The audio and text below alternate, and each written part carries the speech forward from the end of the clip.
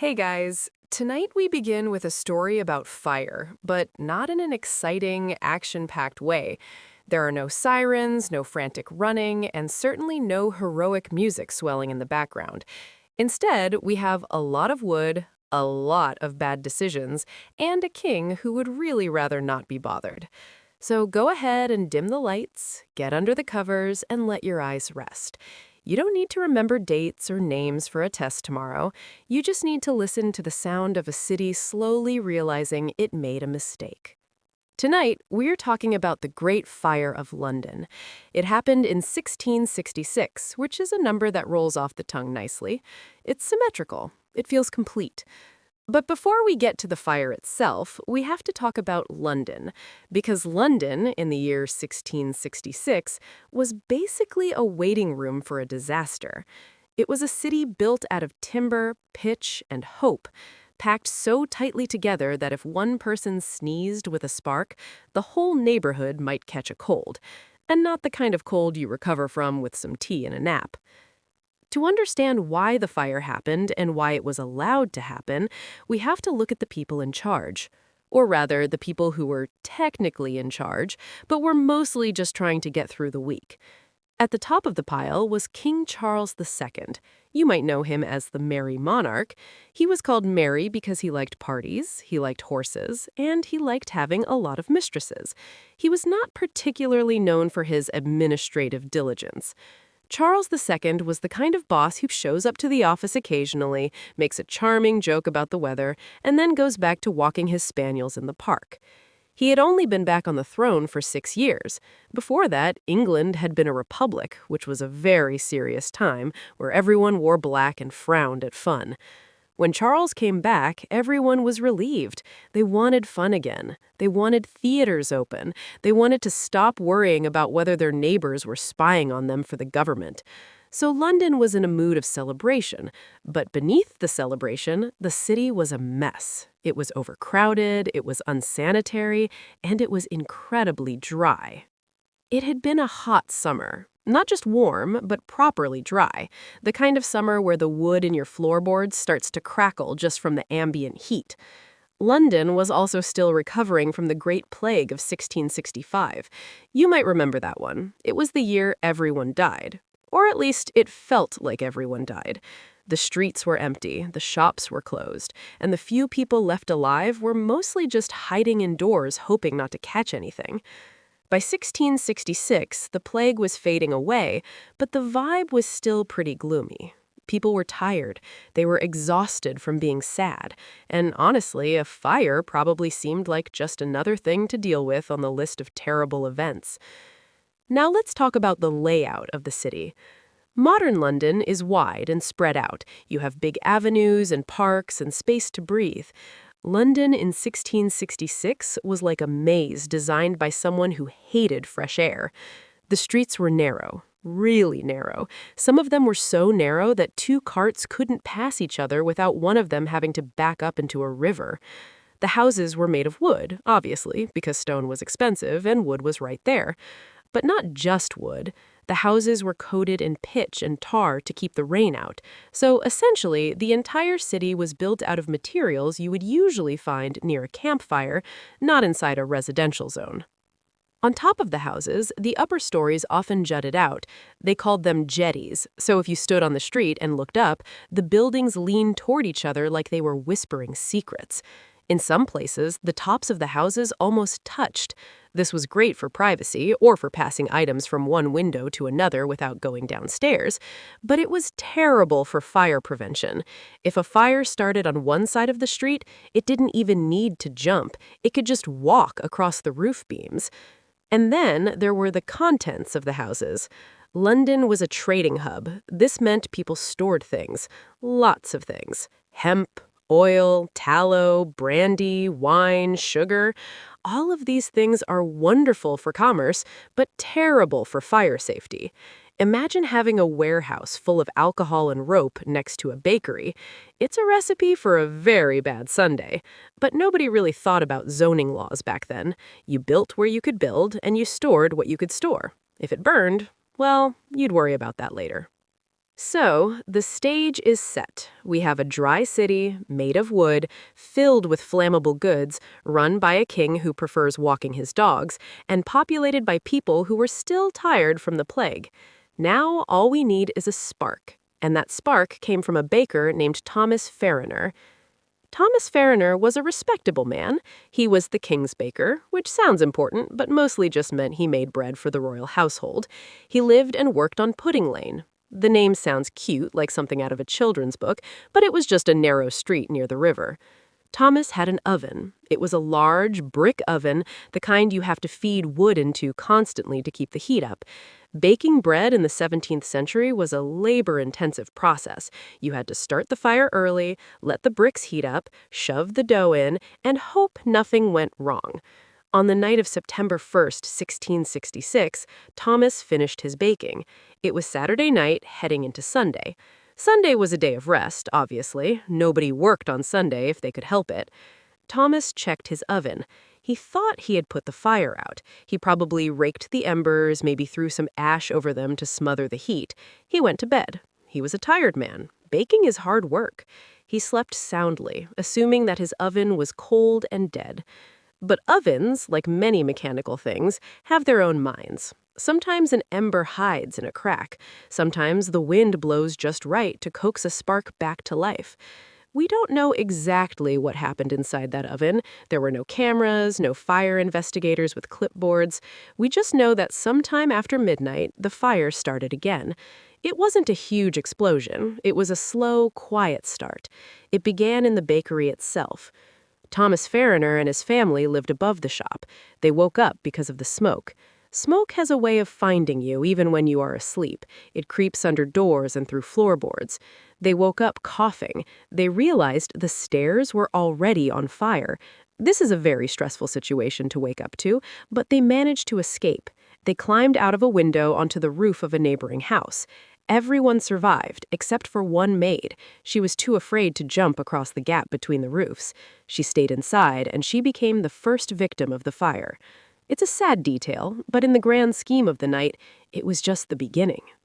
Now, you might think that when a bakery burns down, the neighbors notice, and they did. But this was London. People were used to things burning. Small fires happened all the time.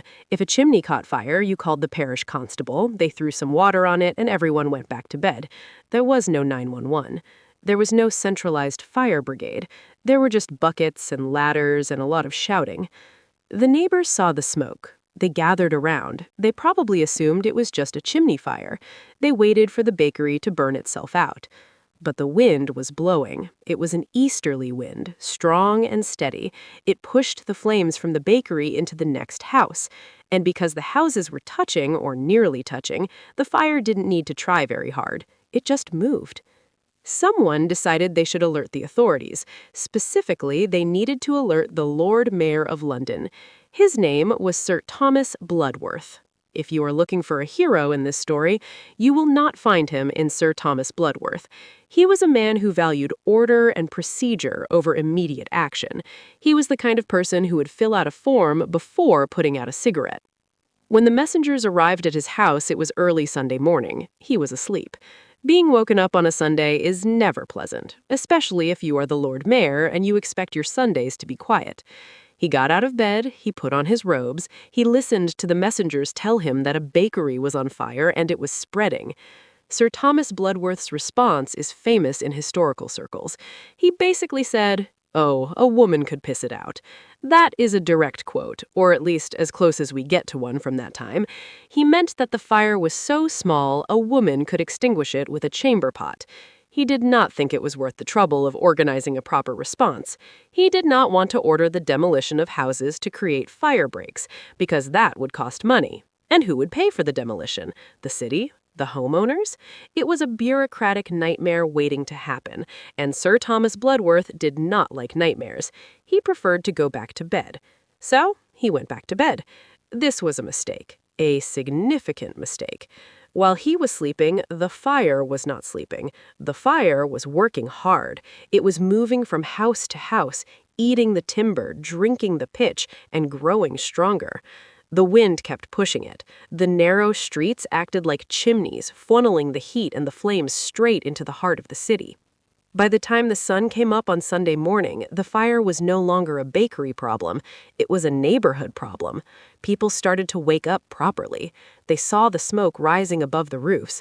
They realized this was not a normal chimney fire. This was something bigger. Panic slowly began to set in, but it was a sleepy panic, a confused panic. People didn't know what to do. They started moving their belongings out of their houses. They loaded carts with furniture, with clothes, with food. This created a new problem. The streets were already narrow. Now they were filled with carts. People were trying to flee the fire, but the escape routes were blocked by people trying to save their chairs. It was a logistical gridlock. If you were trying to bring water to the fire, you couldn't get through. If you were trying to get out, you couldn't get through. Everyone was just standing around, watching the flames get higher, holding on to their possessions, hoping the wind would change. So let's float over to another part of the city, where the confusion was even greater. Because when people are scared and their houses are on fire, and they don't really understand how combustion works, they start to make things up. It's a human tradition. We don't like randomness. We prefer a story. And the story that Londoners decided to go with in the heat of the moment was that this wasn't an accident. This was sabotage. Someone somewhere must have planned this, and by someone, they meant foreigners, or Catholics, or the Dutch. Really, anyone who wasn't a Protestant Londoner with a valid lease agreement was on the list. The fire had barely been burning for 12 hours before the whispers started. People pointed at strangers. They said they saw matches being lit in alleyways. They said they heard foreign languages being spoken near the warehouses. One man claimed he saw a Frenchman throwing fireballs into a window. Another swore a Dutch sailor had been seen buying extra gunpowder the week before. None of this was true, obviously. But truth is a luxury item during a crisis. What people wanted was a target, and London in 1666 had plenty of targets to choose from. It was a cosmopolitan city, which is a fancy way of saying it had a lot of people from other places living in it. There were French Huguenots fleeing religious persecution. There were Dutch merchants doing business with the English despite the two countries being at war. There were Catholics who were generally not trusted because, well, England and Catholicism had a complicated relationship. Henry VIII had divorced the Pope, basically, and everyone had been awkward ever since. So, as the fire spread, the mobs formed. They weren't large armies, they were just groups of tired, scared people with sticks and bad ideas. They started rounding up suspects. If you had an accent, you were in trouble. If you looked different, you were in trouble. If you just happened to be standing near a burning building, you were definitely in trouble. There are accounts of people being beaten, arrested, or chased into the river, all on the suspicion of starting the fire. It was ugly, but it was also predictable. When everything you own is turning to ash, you need someone to yell at. The authorities didn't help much. In fact, they sometimes encouraged it. Sir Thomas Bloodworth, the Lord Mayor, who had famously suggested a woman could piss out the fire, was now desperate to look like he was doing something. Blaming foreigners was something. So he didn't stop the mobs. He let them wander. He let them accuse. It was easier than organizing a proper firefighting effort, which, let's be honest, wasn't really working anyway. Meanwhile, the fire was still moving, and it was heading toward one of the most iconic buildings in London, St. Paul's Cathedral. Now, St. Paul's in 1666 wasn't the St. Paul's you might picture today. That one was built after the fire. The old St. Paul's was a medieval giant. It was huge, imposing, and covered in scaffolding. It was undergoing repairs, which meant the whole structure was wrapped in wooden planks and beams. It was essentially a very large, very holy candle. People thought St. Paul's would be safe. It was made of stone. Stone doesn't burn. That's just basic logic. So when the fire started getting close, people began bringing their valuables to the cathedral. They stored their books, their furniture, their merchandise in the crypts and the fide chapels. They thought, the stone will protect us. It was a reasonable assumption. It was also completely wrong. Because while the stone walls might not burn, the contents certainly could. And the scaffolding? The scaffolding was wood, dry, seasoned London summer wood. When the fire finally reached St. Paul's, it didn't need to burn the stone, it just needed to climb the scaffolding, and climb it did. The heat was so intense that the lead roof of the cathedral began to melt.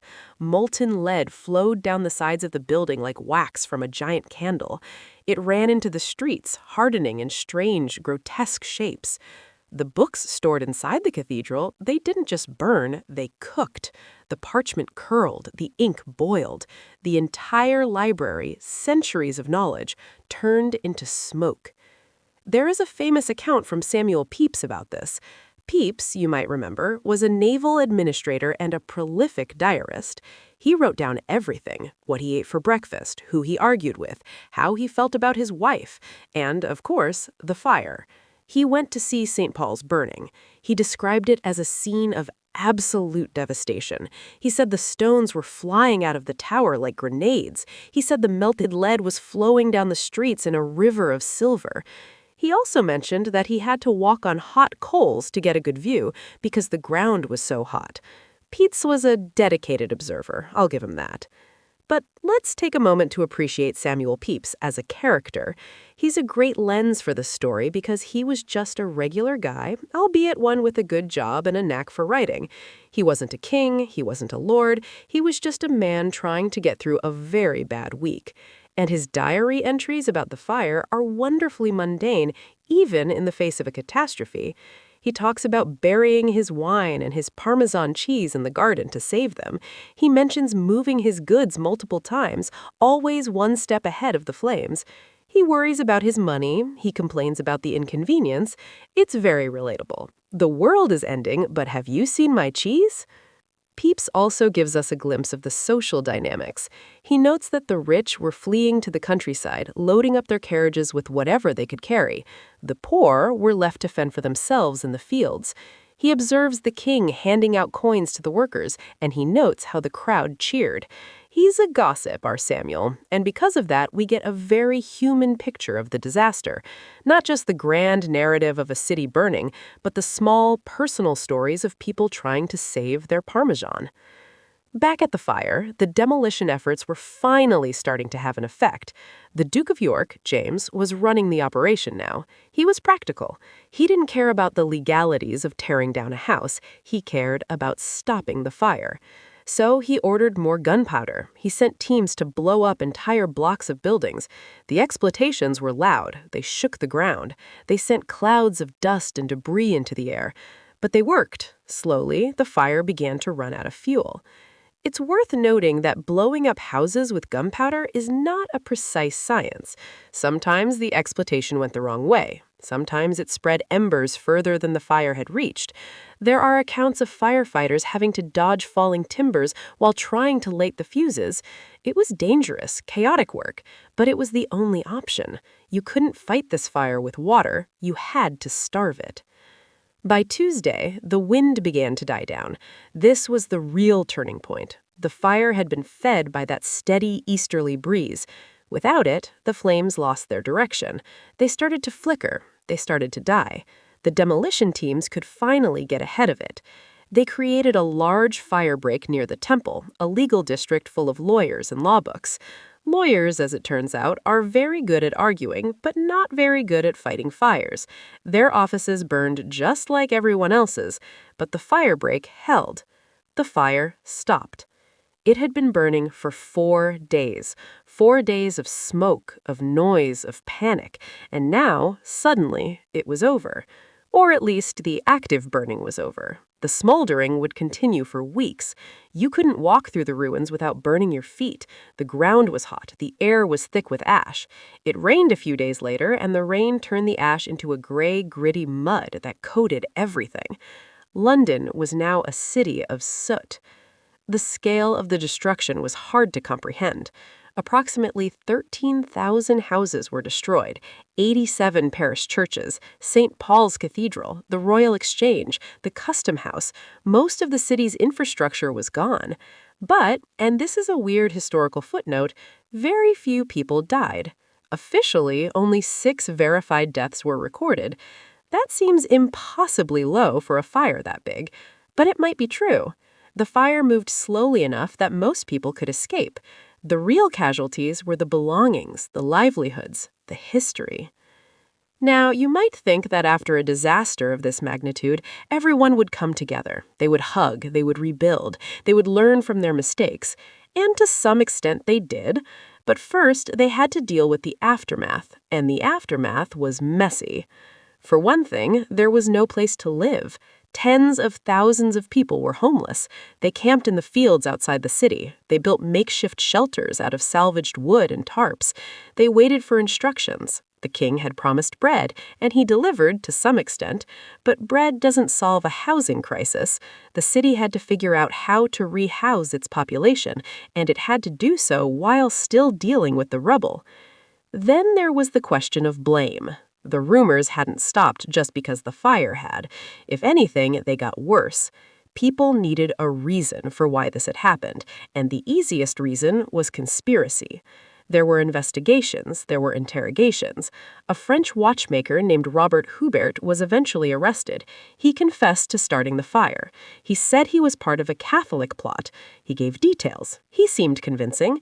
There was just one problem. He wasn't even in London when the fire started. He arrived 2 days later. But facts are often inconvenient when you need a villain. Hubert was tried, he was found guilty, he was hanged.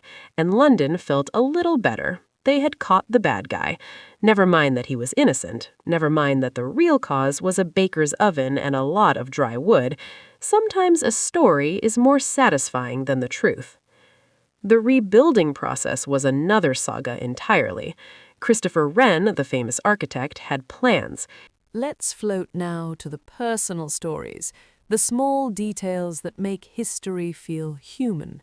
Because while we've talked about kings and mayors and cathedrals, the Great Fire of London was, at its heart, a story about people, regular people, people who lost their homes, their shops, their favorite mugs, people who had to decide what to carry when you can only take one bag, people who wondered as they stood in a field with a blanket and a loaf of bread what they were supposed to do next.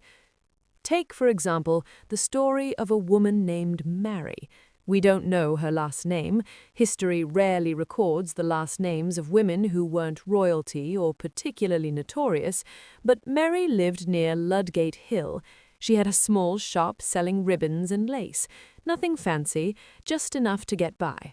When the fire came, she grabbed what she could, a box of family letters, a silver thimble her grandmother gave her, a loaf of bread that was already going stale.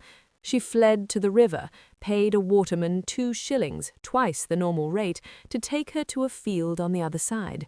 She sat there for 3 days, watching the smoke.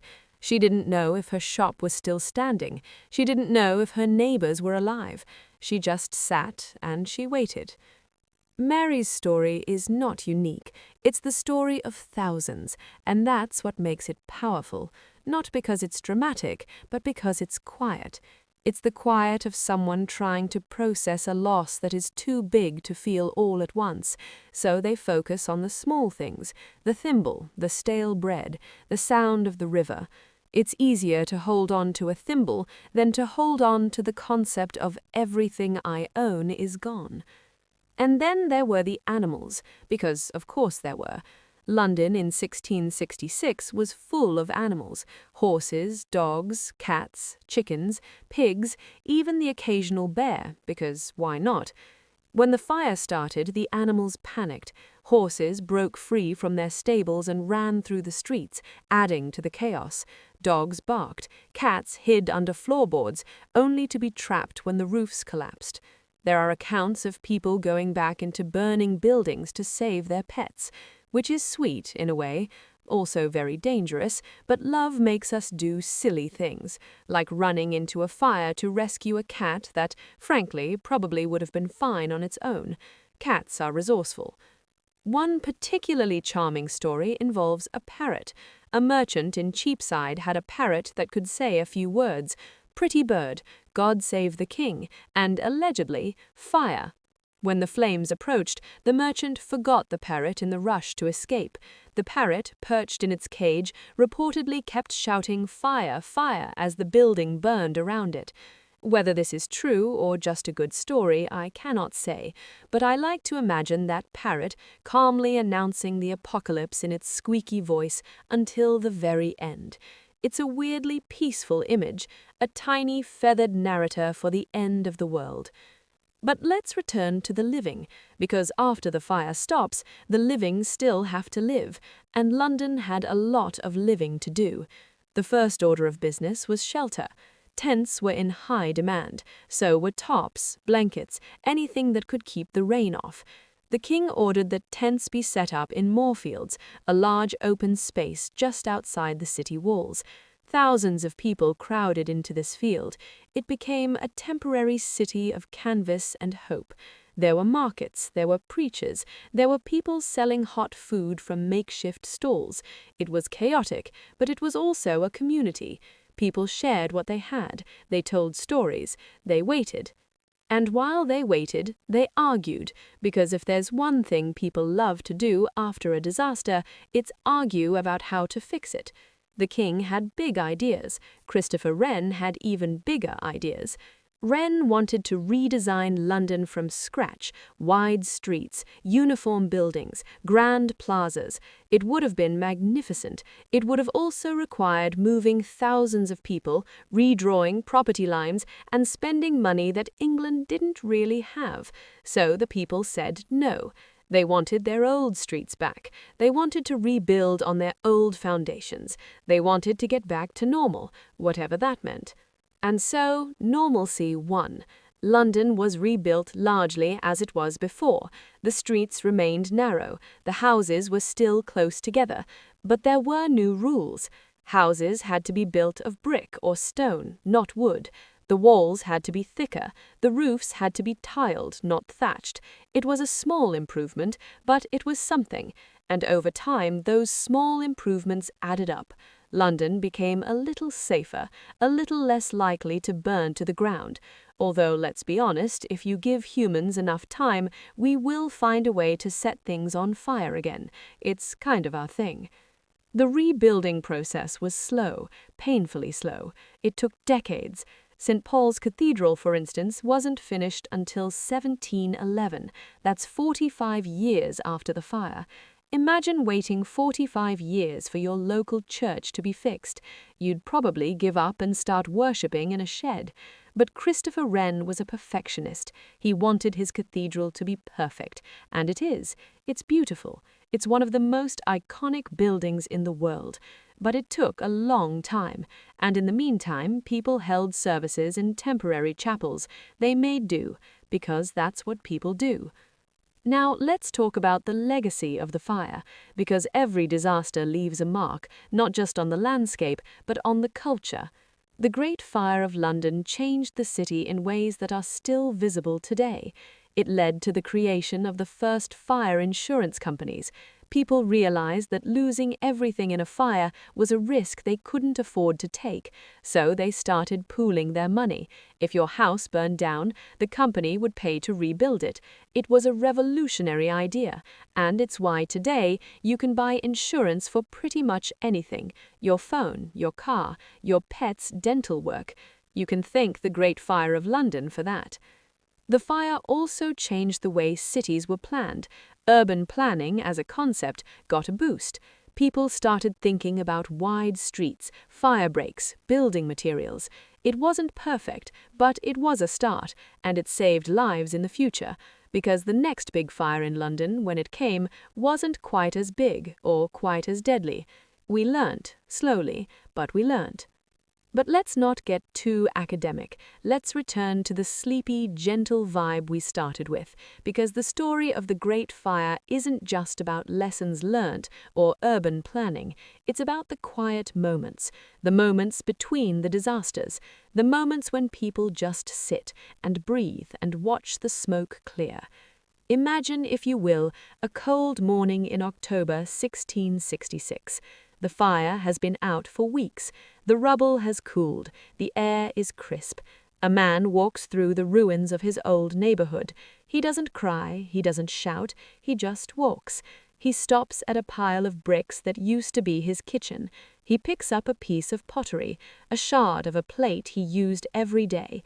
He turns it over in his hand. He remembers breakfast. He remembers the smell of toast. He remembers the sound of his children laughing. And then he puts the shard in his pocket, and he walks on. That's the story. Not the fire, but the walking on, the quiet resilience of people who have lost everything and still find a reason to keep going.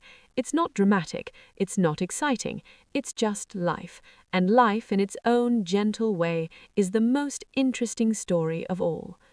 So, as we come to the end of our journey through the smoke and ash of 1666, I want you to take a moment, just a moment, to let the images fade, to let the sounds soften, the crackle of the flames, the shout of the crowds, the distant bell. Let them all drift away. Replace them with the sound of your own breath, slow, steady, calm. You don't need to remember the dates, you don't need to recall the names, you just need to rest.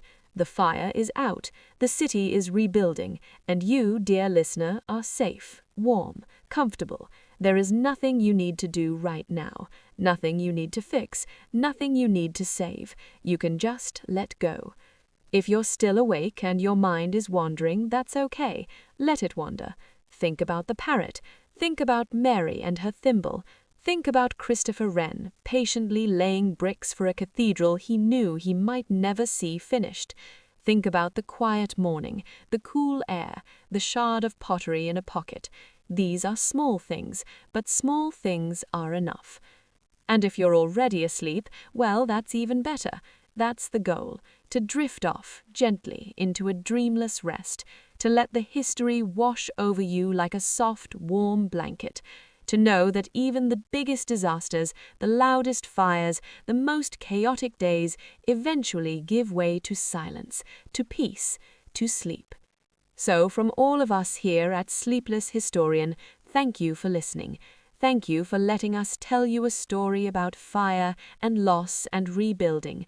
Thank you for trusting us with your bedtime. We hope you sleep well. We hope you dream of quiet mornings, of cool air, of cities being rebuilt brick by brick in the soft light of dawn. Good night, everyone. Sweet dreams. And remember, no matter how bad the fire gets, it always eventually burns out. And then there is just the quiet. And the quiet is enough.